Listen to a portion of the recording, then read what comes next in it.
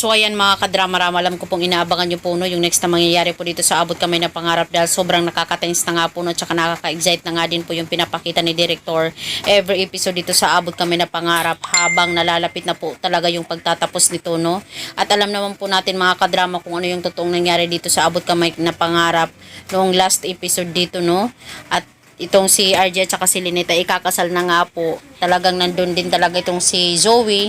Tapos itong si Zoe nga din, pinipigilan nga po niya yung mami niya na mapunta doon dahil ayaw niya talaga itong mapahamak. Pero alam naman po talaga natin na may pinaplano din talaga itong si Moira. At ngayon mga kadrama ay itong si Zoe ay sinabihan nga po niya itong si Daddy RJ na Dad, wag mo na lang ituloy yung kasal mo. Umuwi ka na lang dahil may mangyayaring trahedya.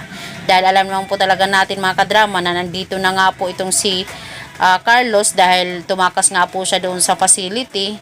At ngayon ay talagang aligaga sila Annalyn at saka sila Chang Susan dahil si Chang Susan ay tinawagan din po talaga. Kaya hindi nila alam kung ano yung gagawin nila. Kaya itong si Zoe, sinabihan niya itong si RJ na may trahedya na mangyayari. Hindi ko alam kung maniniwala itong si RJ.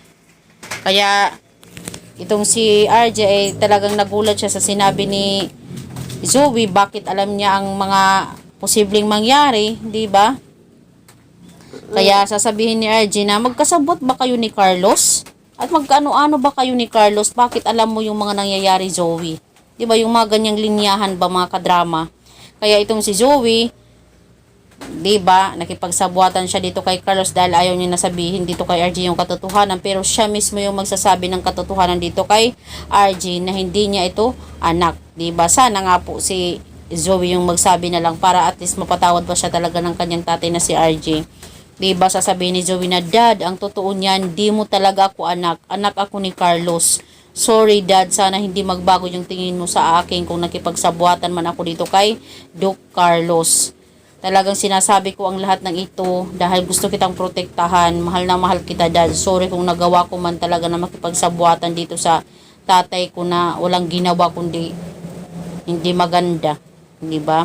Hindi pa rin talaga kita ipagpapalit, Dad. Sana mapatawad mo talaga ako, Daddy. Di ba? Yung mga ganong linyahan ba? Sana nga po talaga ay makinig itong si RJ. Sana mapatawad niya itong si Zoe. Siguro yung mga panahon na yun mga kadrama, yung hindi lang siguro mapapatawad ni RJ itong si Zoe nung time na namatay yung tatay niya dahil kay Zoe. Di ba yung mga ganun ba? Kaya talagang litong-lito na nga yun si RJ. Kung ano yung uunahin niya, magpapakasal o makikinig siya dito kay Zoe. Di ba?